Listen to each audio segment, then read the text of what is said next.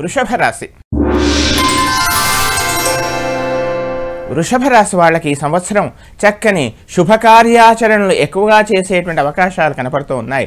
మానసికమైనటువంటి చక్కని ఆనందం కూడా ఏర్పడవచ్చు. నూతన వ్యాపారాల కోసం కొంతమంది స్నేహితులు కానీ శ్రేయోభిలాషులు కానీ మిమ్మల్ని ఆహ్వానించడము, వాటిలో మీకు ప్రవేశాన్ని ఇవ్వటము, ఇవన్నీ కూడా ఈ సంవత్సరం కనపడుతూ ఉన్నాయి. సంఘ సేవా కార్యక్రమాల్లో మీరు పాలు పంచుకునేటువంటి అవకాశం ఉంది. సేవ చేసేటువంటి అవకాశం కూడా ఈ సంవత్సరం కనపడుతూ ఉంది. విద్యార్థులకు చక్కగా ఉంది. చక్కగా కృషి చేయండి. అనవసరమైన కాలయాపనే మీకు ప్రధాన శత్రువుగా గ్రహించండి. కుటుంబ విషయంలో ఎవరో ఏదో చెబుతున్నారు, ఎవరో ఏదో చేస్తున్నారు.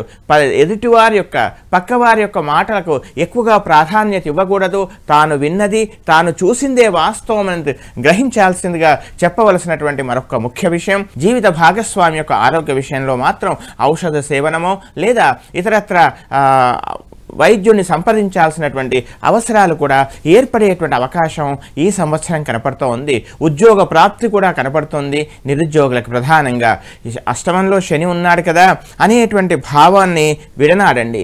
శనిగ్రహం వల్ల మీరు శని ప్రార్థన చేసినట్లయితే చక్కని అనుగ్రహాన్ని చూపిస్తాడు. అనవసరమైనటువంటి అపోహలు శనిగ్రహం మీద ఉంచుకోకూడదు. ఇక విదేశాల్లో ఉన్నటువంటి వాళ్ళకి ఊహించకుండా తమకు అనూహ్యంగా ఏదైనా ఒక శుభం కలిగేటువంటి అవకాశం మాత్రం ఈ సంవత్సరం కనపడుతోంది.